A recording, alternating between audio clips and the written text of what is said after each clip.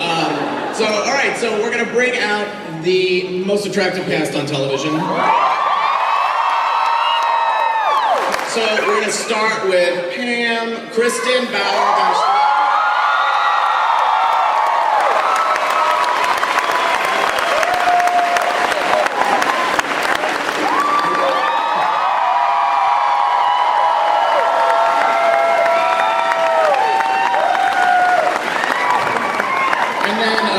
Swedish fellow named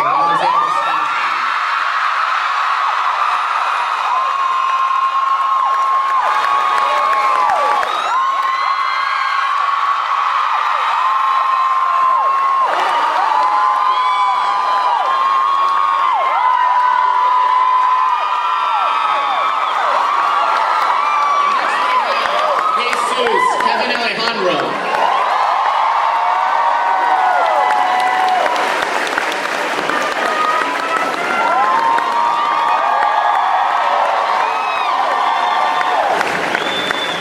His lover, Lafayette.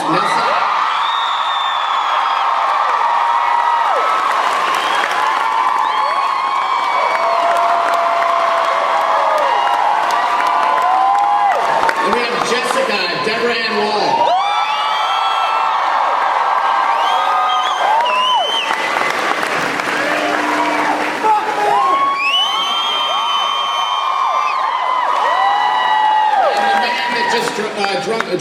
Drunk or blind, Jason Stackhouse, Ryan Klein.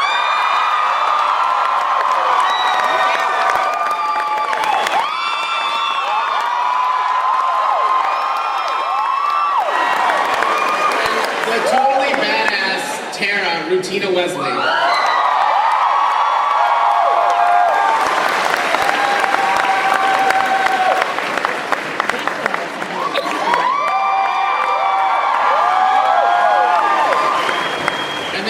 Powerful Bill Compton, Stephen Moyer.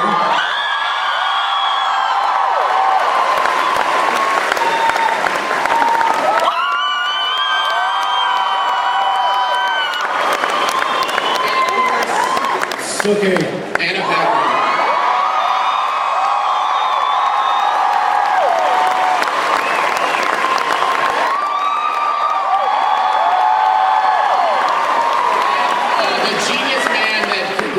Bring this whole world to TV, executive producer Alan Ball.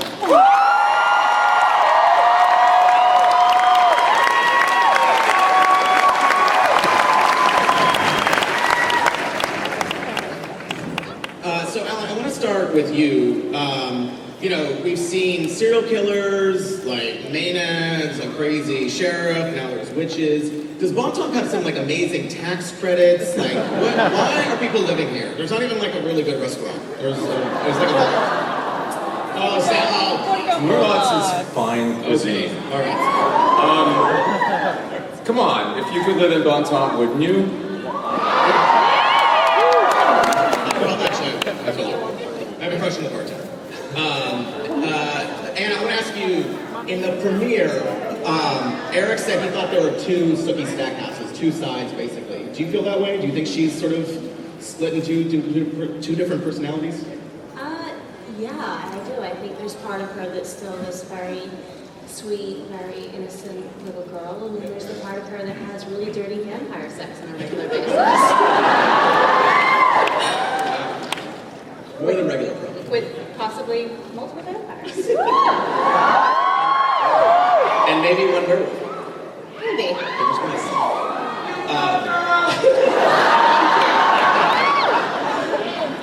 Speaking of vampire sex, Alexander,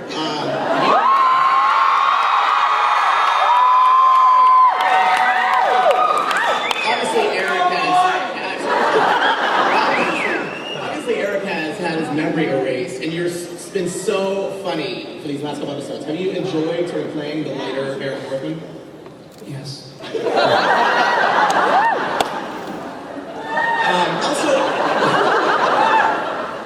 It also appears that Eric has not only erased his memory, but he has forgotten to put on shirts often.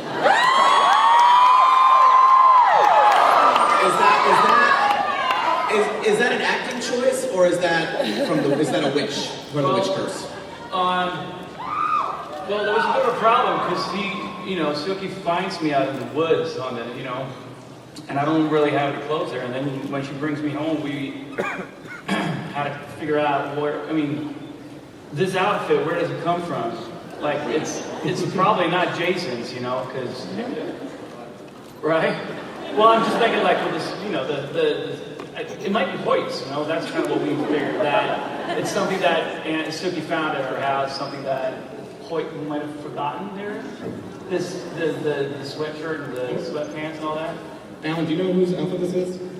Whose outfit is it? I believe that if you were to take the Latin of the spell that was cast on Eric, and you were to translate it, there is a part that says, and by the way, you will lose your shirt. And then you will find a really dorky outfit that you will wear for several episodes in a row and still be insanely hot. Yeah. Well, that's kind of the mystery of the season. Where does this outfit come from? Steven, the twisted sex scene with Lorena was kind of like probably the most sort of disturbing thing I feel like Bill's done so far. But then he screwed his great-grandmother. That's a little weird. Are we going to see more fallout from this? Like, are we going to still deal with this more and more? I'm glad that I didn't sort of go into some kind of crazy, filthy, dirty, neck-breaking sex with her and then find out that it was my... I think if Bill had done a bit of genealogy and worked out and gone to the local library, he might have been able to work out who she was. But he obviously didn't have time. Maybe it wasn't open at night.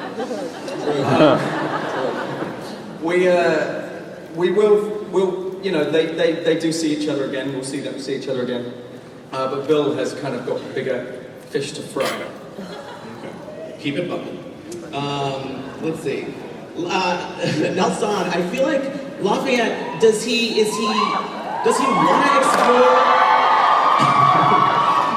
want to explore these supernatural elements, or like with the Wiccan, with the witches, or do you think he's just going along with Jesus because he loves the man? I think he's just going along with Jesus because he loves the dude. But I don't think he wants to step out into the supernatural. Yeah. At least not with the witches. Yeah. Kevin, kind of the same question. I feel like Jesus there's some darkness there. Like, I feel like he's a little too into Marnie and the hand-holding and, like, the evoking the spirits. I mean, can you tease anything? Is Jesus maybe secretly a big old bad guy? I think there's a little darkness in everybody, just have to watch and find out, bro. There's some good shit going on now. Speaking of good SHIT, because there might be young people here. Rutina, I love Tara's transformation. Like, last season she was kind of a victim. This season she's just kicking ass and taking no prisoners. Yeah!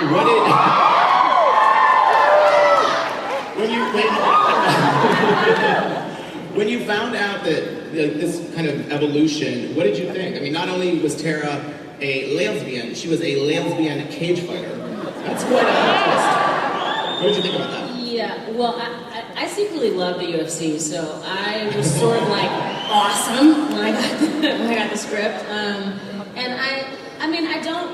I personally don't like labels, so I sort of think Tara kind of was sideswiped and kind of fell in love and didn't kind of know what happened. Okay. And I think it's just kind of awesome that she's happy and that she's smiling for a change. Yeah.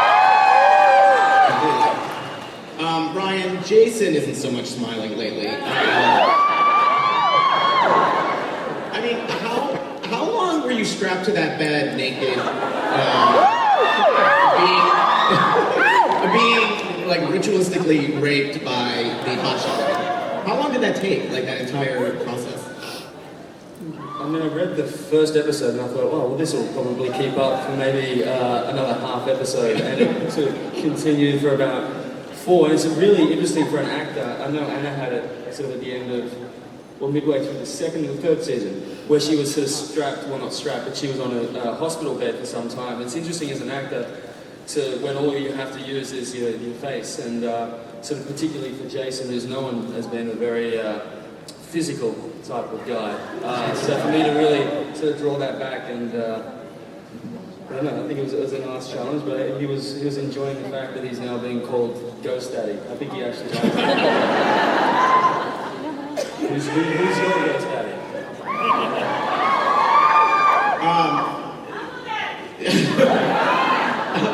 Deborah, obviously you gave Jason some of your blood last week, or Jessica did. So what's going to be happening? I feel like it looked like from the teaser that you guys have some action.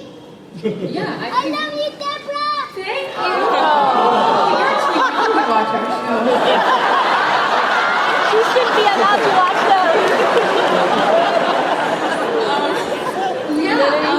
For the younger audiences, I think we all know what happens when someone drinks a vampire's blood.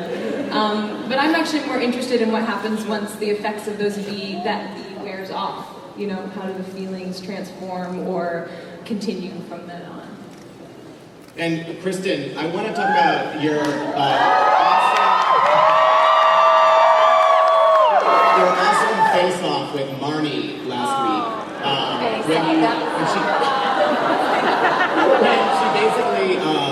When she basically like dissolved your face. Was that how gross? I mean, were you squeamish while doing that? Because I got squeamish. It was pretty nasty.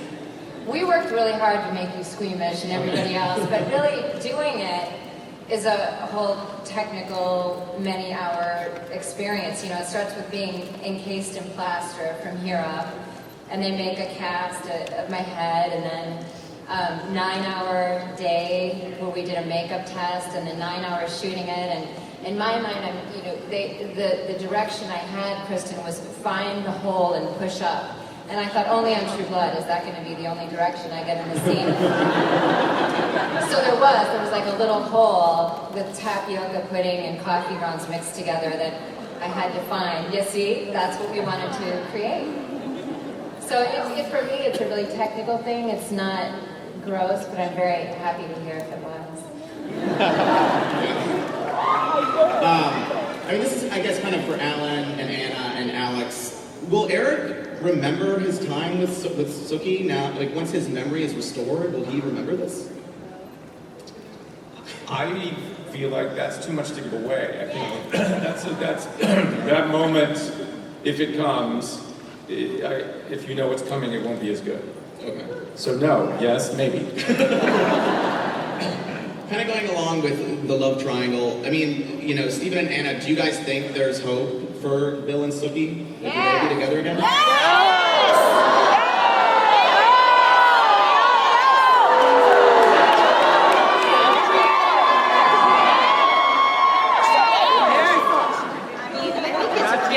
Complicated than that. I think there's been a lot has happened, so. But obviously, I feel like it would be impolitic for me as Sookie to call that one, so. There's obviously so many telepathic waitresses down south. I mean, just move on to the next one. Alan, what in the hell is going on with Marlene's baby and that dog?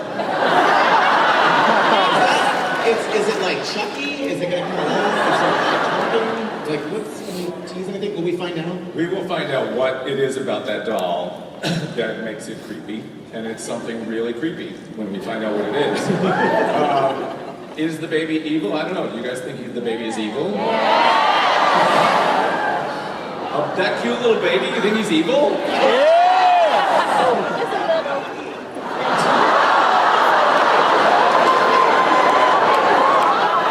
Oh my God. I knew that fans of this show were sick, but I had no idea you guys were this sick. Can I just say something? I was episode 12 last year. I was with Alan when he was looking at the set for Jessica and Hoyt's house, and we were walking around, and he looked at the thing and he went, "This would be a really good place for that baby to be born. There's something not right about that baby."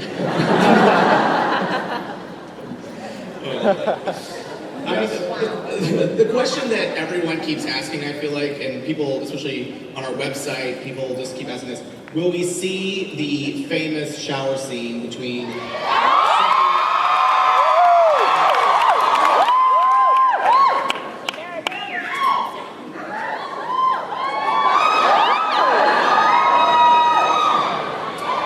There will be a moment in the show where Suki and Eric are together in a shower.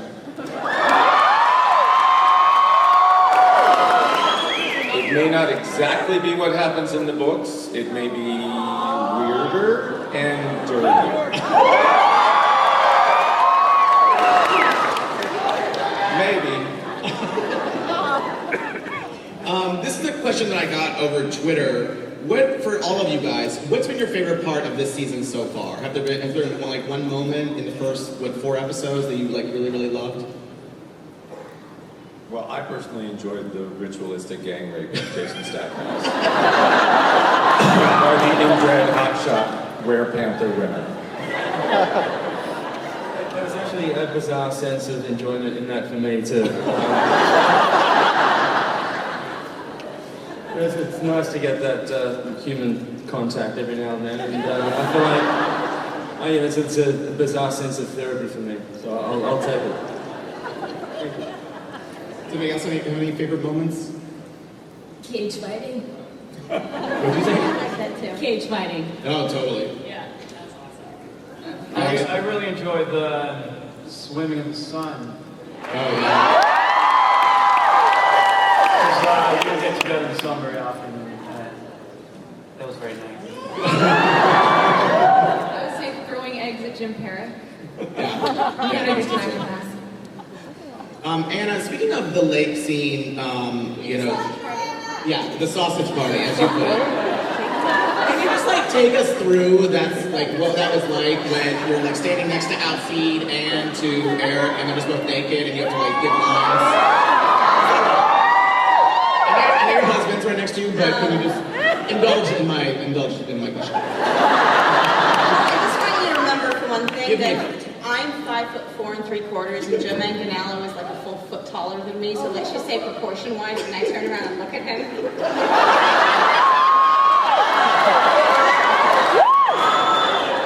From a professional standpoint, it's vaguely awkward. Yeah. If you're trying to, Yes, it's hard to concentrate. Well, no, I'm just saying if you're trying to keep your eyes on the appropriate place, that's a little weird, because that involves a lot of neck craning. Also, the fun thing about that scene was I had a 1.5-page walk and talk with a wolf, of which I am really scared of. Yes. I'm actually kind of scared of large dogs. So by the time we got to the boys frolicking naked, I was just so, effing relieved to be done with the wolf.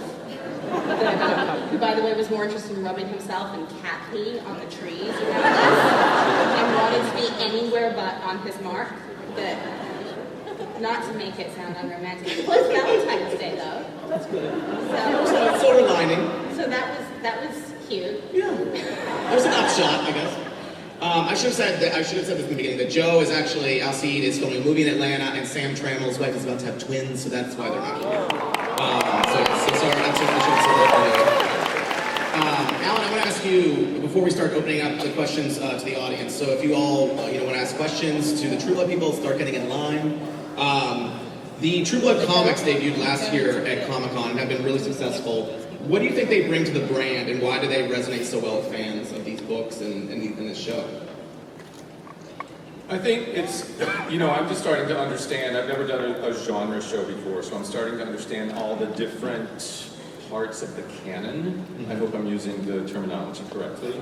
What I love about the comic books is they tell a completely different story than you see on the show, and yet it's the same characters with the same attributes, and so it's just like more story in a different format. I think that's it. Yeah. Before we turn it over to the audience, I'm going to ask, my dream kind of storyline, which I think it seems like might be happening, is a Pam-Tara romance. What are the odds, what are the chances or odds that will happen? Can't wait to hear this. I'm going to write write that down and send myself an email. Good, good. Can you please credit me? Credit me. Thank you, thank you. Well, I want you all to have time to ask these amazing people questions, so I think we should start opening it up to the audience. So yes, lady in the green. Hi, this question is actually for Ryan. Ryan, from the very beginning, your character was kind of like the playboy, and he kind of grew up overnight in a season. How do you feel about the character growing up and the responsibility of what he's going to be going through? Yeah, I've always said that he started sort of so low on the evolutionary totem pole that he can only go up. So yeah, I feel like this season, in terms of all the others, is definitely, as you said, his chance for the young boy to become a man. And you know, he loses some of that sort of, I guess, the boyish charm, but he makes up for it with this new sense of responsibility. And I personally like it. I think it's a really good sort of change up for me as an actor, and I think it's good for Jason too. Thank you. All right, lady who's videotaping. I need Alex on video because my question is for him. First of all, fun bus snake duet, and second of all, I wanted to know, Eric's voice is a lot deeper in the first season, and it grew higher a little bit as the seasons progressed. So I wanted to know if that was reflecting him being humanized more. Oh, and by the way, I loved you in Huntriket and Vingar av Glass.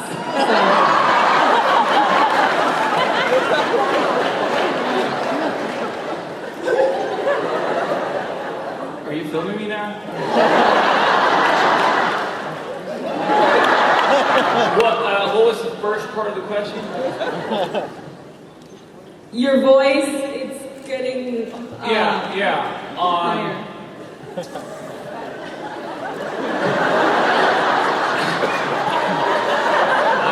I don't really know. But I like that interpretation. I'm gonna go with that. I was more of a robot in the beginning, and now I'm becoming more and more human. So next season it'll be like this.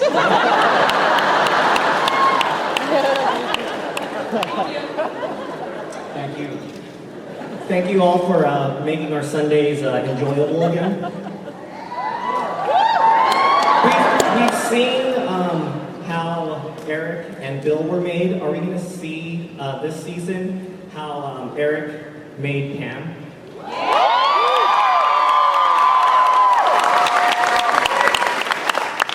Unfortunately, you will not see it this season, but you will definitely see it in season 5. We're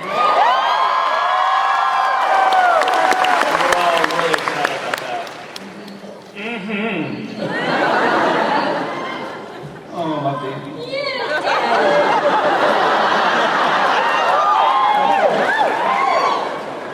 Who's going to be the girl? Who? Yes, you will.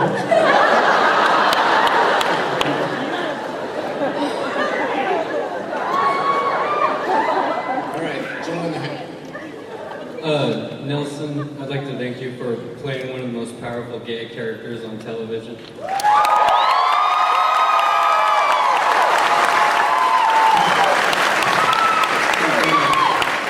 And my question is, if Lafayette had a choice to date someone, would it be Eric, Jason, or Bill?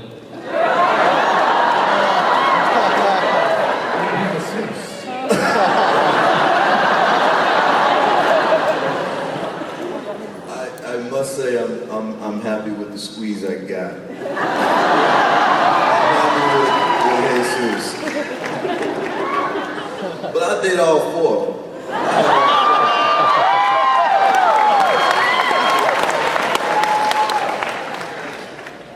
That's season 6.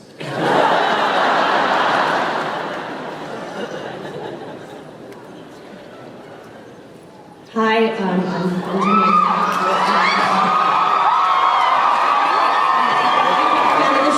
And I just the truth is, and I just want to ask a question for all of you guys. What is wrong with you people? You know you're all going to hell.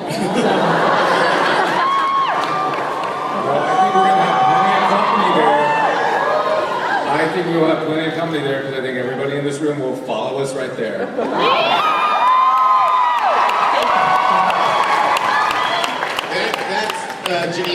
Parker, who plays Luna, in case anyone...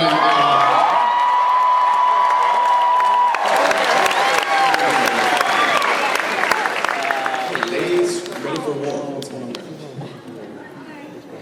Hi, I'm Angel. My question is for Alex and for Krista. I'm wondering, now that we're seeing this softer side of Eric, what in his history would have made him create such a straight-up badass? First of all, is that Battlestar Galactica? It You're is. And Dr. Skarsgård. Well, I think there's some softness and some vulnerability in Pam. Yeah.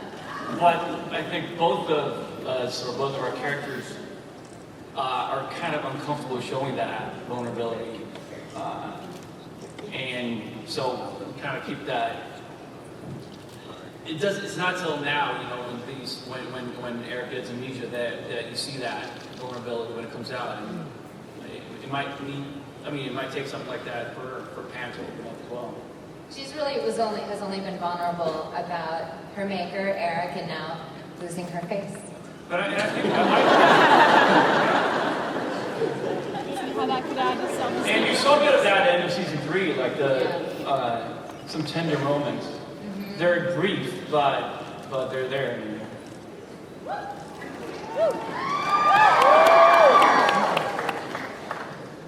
Hi, my question is for Alex, and I'd like to know if you will be in Zoolander 2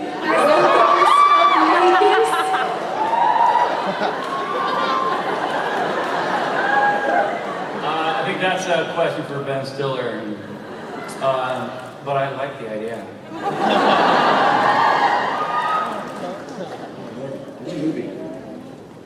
My friend couldn't get in, but my question is for Ryan. I just want to know how you find being on American television shows different to being on Home and Away.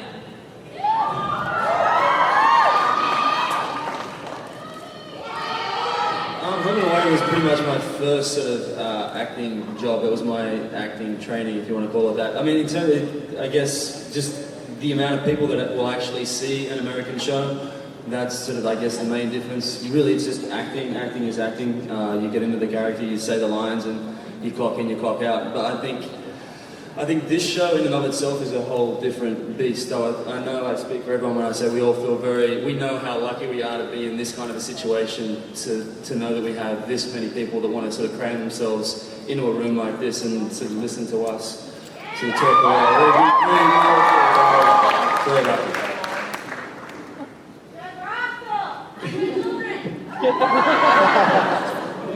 Hi, my question is for Alex, Anna, and Alan. This season we've seen a really kind of organic Eric that's been really vulnerable and more childlike. So presumably if and when he gets his memory back, how is that going to change the dynamics between him and Sookie, as well as with vampire politics and his standing in vampire politics?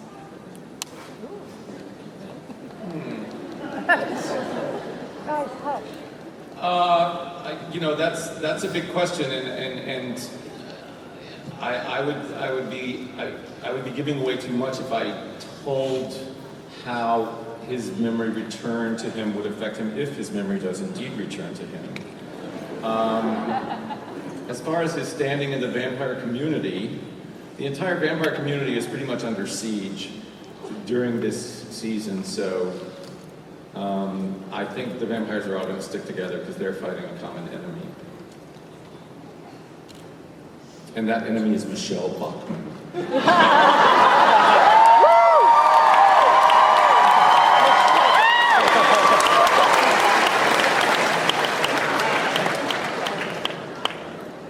Hi, my question is for Alexander. I'm from Sweden, and I was wondering what's the difference between the Swedish film industry and the American? Oh wow. It's quite different. It's very, very small in Sweden. It's all, we don't have the kind of budgets that they have in Hollywood. And it's all basically independent filmmaking. But when it comes down to it, being in front of the camera, it there's no difference. It's about the people you work with, the director, the other actors, the writers, and so it could be a $200 million Hollywood movie or a small Swedish indie, and you can. The experience on set can be very, very similar. The experience can be very similar.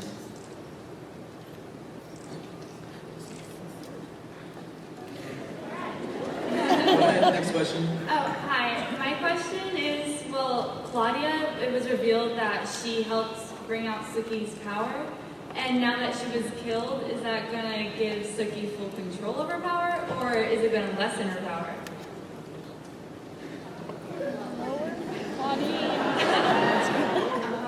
don't know what I'm allowed to say.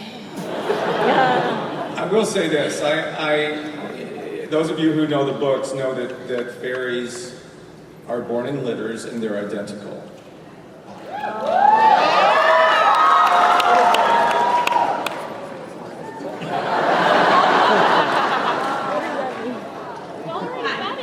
That really didn't answer anything, but I was just trying to be mysterious. Hi, my question's for Alan, and I was wondering if the storyline between Sam and Tara is done. Nothing's ever done on the show.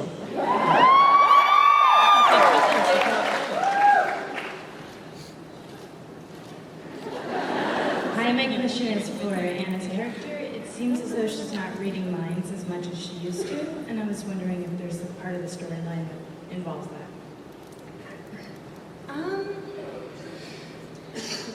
I think that as Suki gets more sort of in charge of her own life, she's also seems to be more in control of her powers in general. She can still read minds, we just don't always hear about it. I hope that answers your question. Go ahead, next question. Hi, my name is Zainab.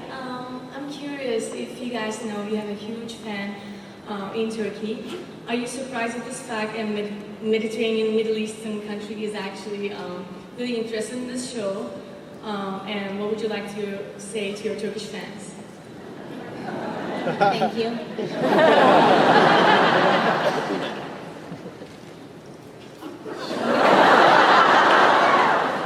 I personally am not surprised because I feel like the show is really universal. I feel like people all over the world like crazy, messed up weirdness, and I would say to them, thank you. All right, go ahead. Next question. Hi, you seem to be working at least somewhat at a book a pace, and I'm wondering how long you expect to be able to maintain this kind of timeline and keep this show on the air.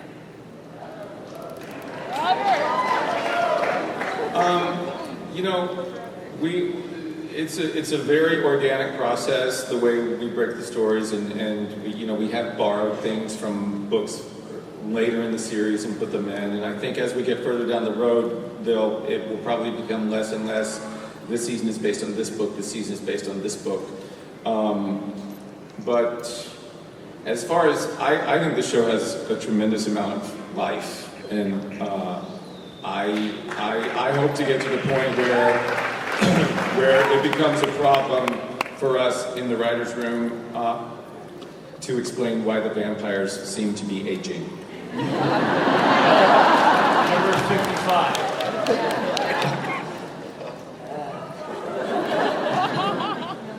I was here in the first panel that you had here, and Mr. Ellis, and I noticed that you were very reserved, and you had your hat down, and you were sitting way back.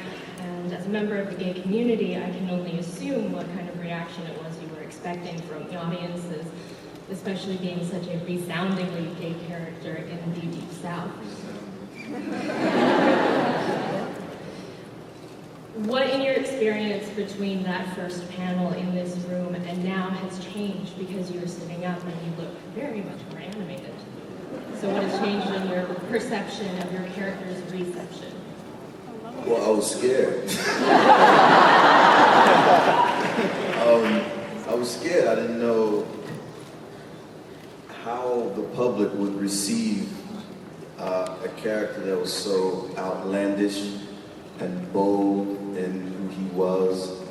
I don't know if he was going to be offensive or if I got it right. So I was nervous to hear what people was going to say to me when I came out.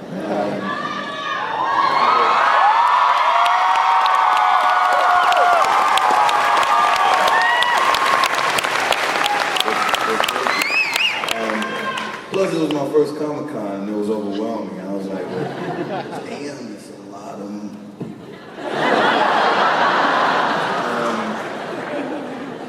But I'm a lot more comfortable now because it seems like y'all like Lala, so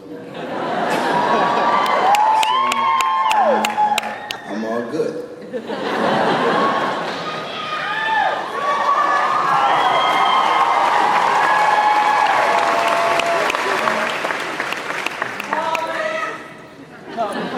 First off, I would like to say this to Anna. Suck it.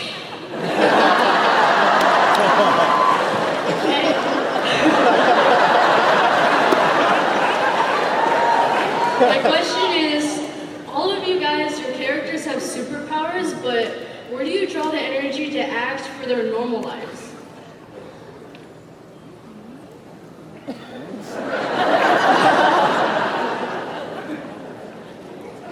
Can you repeat the question again? Where do you get the inspiration to put, all this energy into Sookie, Eric, Bill, etc.? I think for me, all these characters, even though they do have these supernatural aspects, they're grounded so incredibly firmly in a very human reality, and the things they go through emotionally all resonate really strongly. And I think that's why, I hope that's why people react to our show as they do. And for me personally, as an actress, that's where I tap into who Sookie really is. It's not her supernatural abilities, that's kind of the fun, bells and whistles. It's the fact that the things she's going through are incredibly real and really intense a lot of the time. I think that's probably true for a lot of the characters. I think that Ryan and I were talking about this before we came on, and it's as you spend longer and longer in the business, you realize that so much, it doesn't matter about the producer, the director, or the amount of money that's being thrown into it, or anything like that. It comes down to the writing. And ultimately, unless the writing is good, you can't do it. And we've got this unbelievable group that surround Alan, and with Alan as the kind of crazy puppeteer at the top of the ladder. But, we've got... But, it's just an unbelievable room and an unbelievable job to be part of, to be able to make this stuff come to life, I think.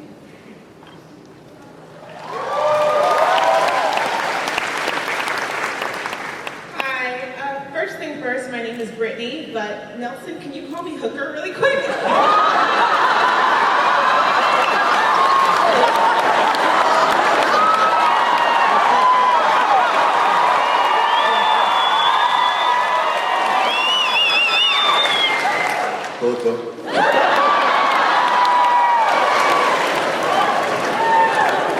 Hi, my name is Rachel. This question is for Alan. So, all of my friends, once we saw Claude on screen, we applauded, we were so thrilled, which of course brings the next logical question. When are we going to see Hooligans? I mean, for HBO especially, what a wonderful opportunity. Hooligans is the strip club. It may not have the same name, but there will be a business venture that involves people of both sexes taking their clothes off for paying audiences, and it will have a completely other twisted supernatural purpose in season 5.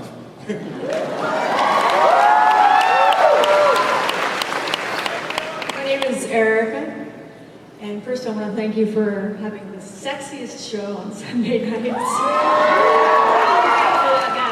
And I don't know how the women hold hold it together with all of these sexy guys in the show. I'd like to ask, what kind of soups are we likely to see that we haven't seen yet?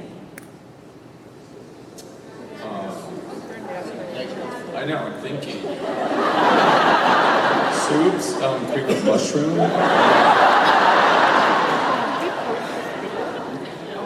Well, I do believe that this year we are going to see, that we haven't seen yet, we will see spirits without bodies, whether you want to call them ghosts or not. That's one. We have seen glimpses of a particular kind of brujo-based freakish creature / demon / something that we will see a lot more of this year. And we're currently working on starting storylines for season 5, and we're doing a lot of research on different kinds of supernatural creatures that we may not have seen before.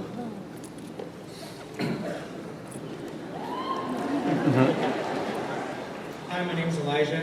I just want to let you guys know we really appreciate everything that you guys do. It's a really great show, and it means a lot to all of us. I have a very quick 2-part question for Alex. One, my wife would like to know if she should anticipate a large amount of shirt message from the next episodes. She would really like that. And what your most memorable experience has been in the show. I'd really like to hear about it.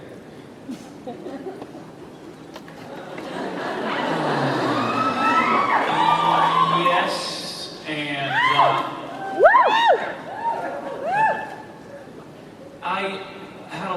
it's childish, but it was fun flying. I like that. I want to do more of that. And the flashbacks have been fun. I mean, there are amazing, so many amazing moments on the show, but it's, I love shooting the stuff in Swedish, the flashbacks and the Viking stuff is great.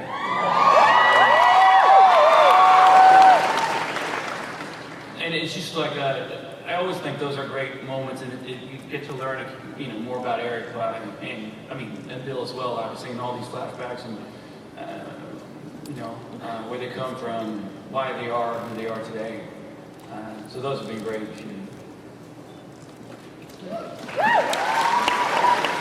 Hi, my name is Kendra, and my question is for Mr. Ball. I fell in love with you during 6 Feet Under. So, my question is how is it different working on a show that you developed creatively versus a show like True Blood that you have to collaborate with an author?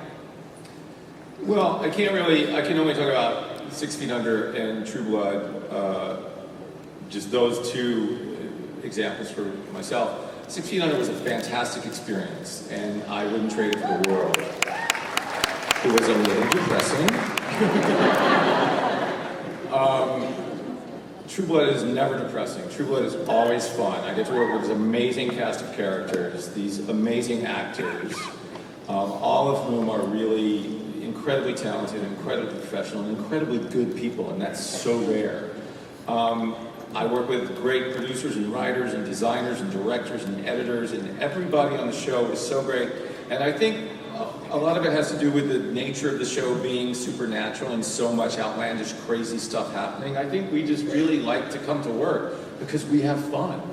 And sometimes I can't believe I'm getting to make my living this way because I would do it anyway, because it's really fun. I'm not saying 6 Feet Under was not fun, but it was not fun in the same kind of way. There were days where I drove into my parking lot on 6 Feet Under and I was like, oh my God, we have to deal with Brenda being a sex addict or this person who committed suicide. And of course, we have all that stuff on this show, but for some reason, it's just more fun.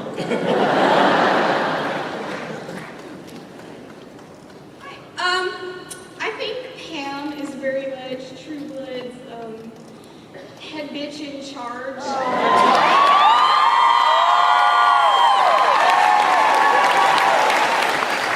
And I see that she's kind of being that way and trying to take care of Eric in his time of need. And I'm kind of Eric react if their situation were reversed and Pam were, you know, the one who lost her memory, and how would Pam be without her memory? Right, that's a good question. I mean, we saw a little bit last year, you know, he went to some lengths to make sure that I was no longer being tortured by the Magister. Right? And I don't know.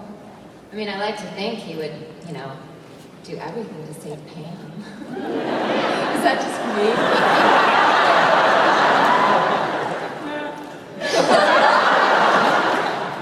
No, of course.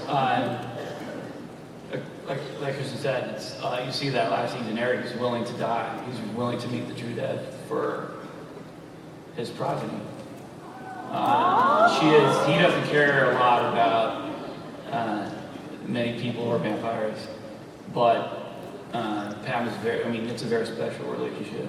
She's, she means a lot to him. And who would Pam be without her memory? Right, would she be like a horrible dresser? That's her biggest fear. Fashion. She what? Yeah, she'd be some homemaker. Love children. Horrible. Let's hope we never see that. It's a scary episode. Pam playing with kids. Thank you.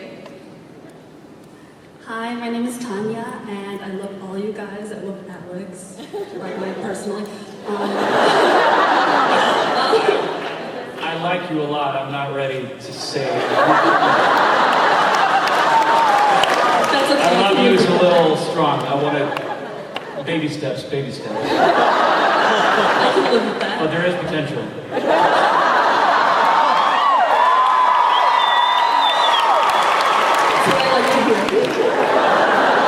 But actually, my question is more directed at Alan. I was just wondering how and why you and your team choose to diverge from Charlaine Harris's original novels. In season 1, you actually followed the novel pretty closely, but I was wondering how over time you progressively choose to sort of stay with it, but then develop your own storylines. I think the guiding principle in that regard is the books are all narrated by Sookie. So the books are Sookie's story, and all the other characters appear as they appear in Sookie's story. When they're not involved in Sookie's story, they don't exist. If we were to do that, I think there would be two big drawbacks. One, Anna would work 12 hours a day, 5 days a week, and she would be exhausted. And the other one is there would be no surprises, because everybody can go out and buy the books and read the books, and you know exactly what's going to happen. But it's generally, because our show is much more of an ensemble show, it's generally trying to figure out what the stories are for the other characters who are not Sookie. Even though we do diverge from the books at times, I do believe that the main guiding principle for us is, even if we do things differently from the books, we always try to remain very true to the spirit and the world of the books.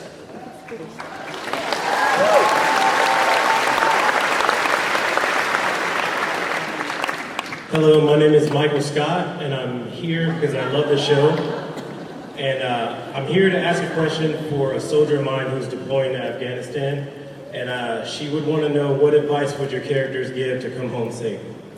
Her name is Sergeant Lisa Bloss. Sergeant Lisa, what's her last name? Sergeant Lisa Bloss. She's in the Air Force, so if you could just say, come home safe. Sergeant Lisa Bloss, please come home safe. Keep your eyes peeled for vampires and other stuff. Lots of vampires in Afghanistan. And come home safe. Yes. Thank you very much. Have a great day.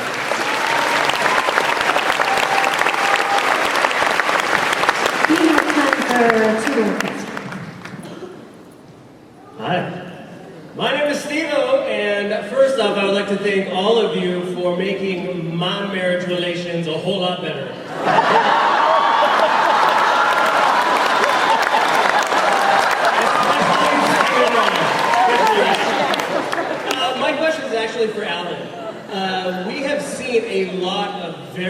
super hot, attractive females working at Merlotte's, but they don't happen to like pick up a paycheck because they always end up dying or going somewhere, or they never come back to work. Are we ever gonna get an actress or a couple of actresses for us male fans that have some staying power at Merlotte's that we can look at?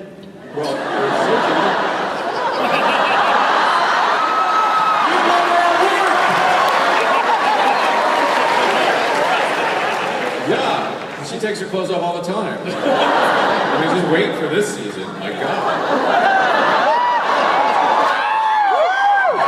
I do think working at Merlotte's as a waitress is probably the most dangerous job in the world. Yeah, well, there's a high turnover, so you're definitely going to see some more new waitresses. Whether or not they survive or get naked, we'll see.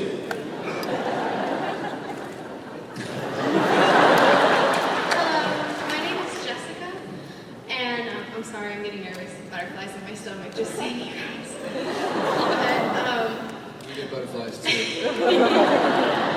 First of all, I just wanted to thank all of the women up there for being such a strong role model for me, because I'm an aspiring actress myself, and all of you, I watch and take as much in as possible from your performances, which are great.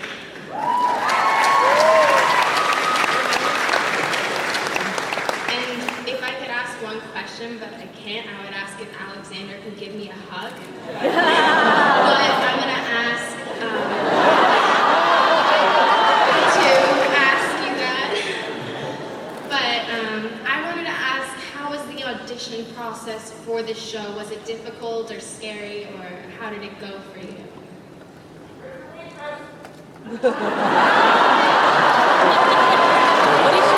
There's your waitress.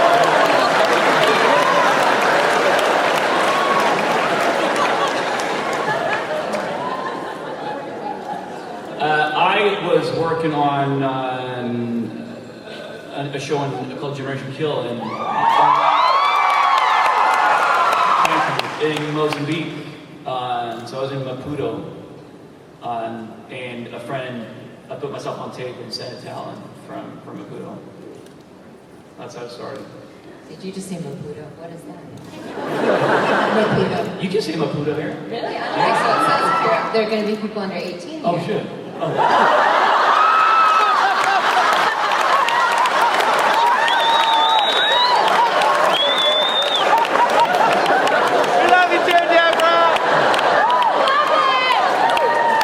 The capital of Mozambique is not shit, it's Maputo. That's Chris swear jar for you up there. Well, my audition was, I went in and there was there was sort of a compilation of some great one-liners. And my manager, his job is to get these appointments for me. So he's always very excited to tell me how big it's going to be and who's in the room. And I'm like, la, la, la, la, la. I don't want to hear it because I still have to go get the job. So I heard HBO, I was in, Alan Ball, oh my God, and then vampires. And so I went in and I channeled my most harsh self. And then, it's put on tape. And then a few weeks later they called and said they want you to come back and do it again. And I'm like, why? Why can't, it's on tape. So if they're calling you back in, you did something right. And you could mess it up. So I went back in and tried to do the same thing again. And apparently I did something right, thank the Lord. And went off to do something in the Philippines and got a text. So it was pretty great. Worked out fine.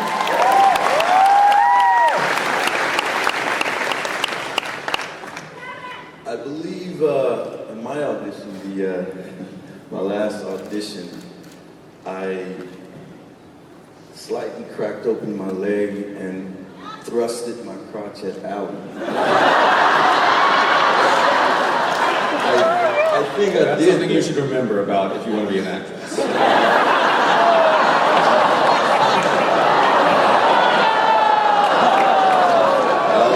don't know how that's going to go over. I jumped through a lot of hoops. I auditioned originally for a different character, and then they called me back for this guy, and then it was almost like a month-long process where I was jumping through hoops, just sort of waiting around and not knowing what was going on. And I guess they narrowed it down to like 5 guys or 6 guys, and we had a chemistry read, meaning we all read with Nelson, and I won.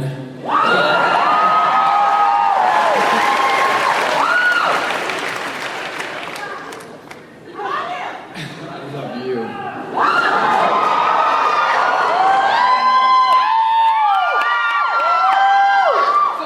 For my audition, I had to do my death scene and then my waking up as a vampire scene, which was all kind of crazy.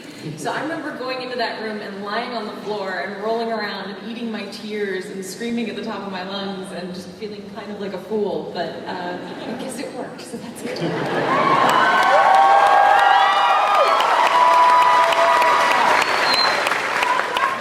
I believe I was to the first audition, or at least part of that first round of auditions. Yeah. And it's the usual thing, you go in, you try to do your best and you don't really know, and then you get this sort of call. I'm sure everyone remembers exactly where they were when they got that call. I still know where I was, and just standing in sort of my bare bones kind of bed-sitter apartment, and yeah, it was a really sort of auspicious moment, auspicious time, and now 5 years later to think that little call has now transcended into this phenomenon. It's crazy. We're good. I think I had to do the Super Saver Bunch scene. I remember I was in New York, and I remember I brought in an apron and a rag, and I was really into it. I was dressing up for the part. And I remember I was pulling out of a Starbucks when I got the call, and I actually almost ran into somebody because I literally started crying because they were like, "Hey, you got the part," and I was like, "What?" And then I just pulled back in and just kind of lost it because when you get to do what you love to do and what you've dreamed about since you were a kid, it's amazing. And I never would have thought it would be as big as it is now. So I'm very thankful to you, Alan, for giving me the opportunity and for working with you guys. It's been great.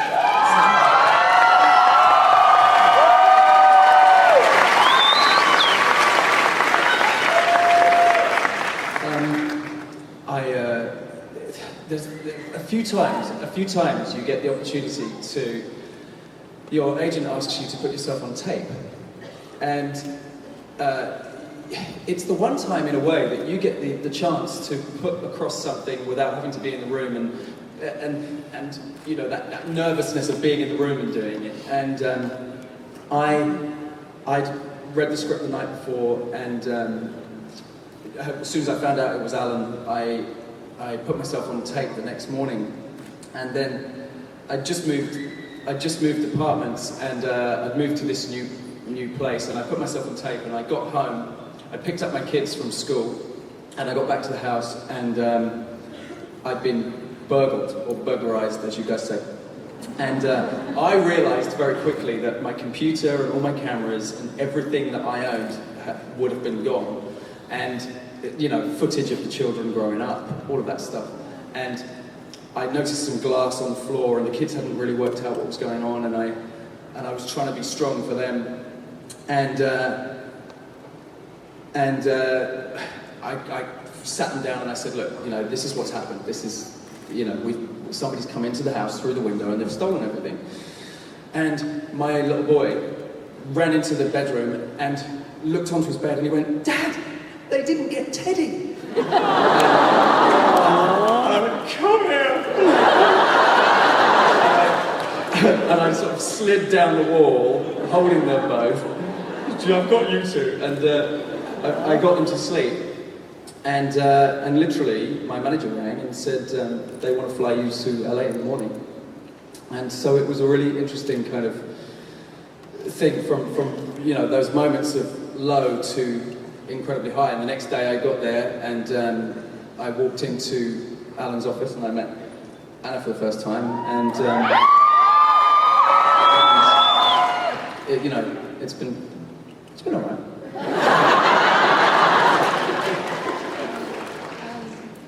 You know, I stalked Alan until he said yes. Is that bad? She didn't stalk me at all, but we made her go through like 19,000 rounds of readings. And it was like 5, but 5 felt like about 20,000 rounds. Especially, I feel like the more you want something, the longer that process feels, even if in reality it maybe was only a few months, but it felt like an endless amount. I was like, okay, I'll come back, I'll stare in my head, okay, this is good, what do you like me to do? You know, I just really wanted it, and I'm always incredibly grateful that Alan had the imagination to see that what walked in the door wasn't necessarily what was written on the page, but you know, he was able to see it in the performance, not just the aesthetics of the pasty pale brunette from New Zealand. I'm incredibly grateful. That $20 million you gave me didn't hurt. We don't talk about that in public, though. Well, thank you guys all for coming, but yeah, and the truth, on behalf of all of us, we want to thank you guys because you're the ones that waited in line and you stayed and you were great, so thanks so much.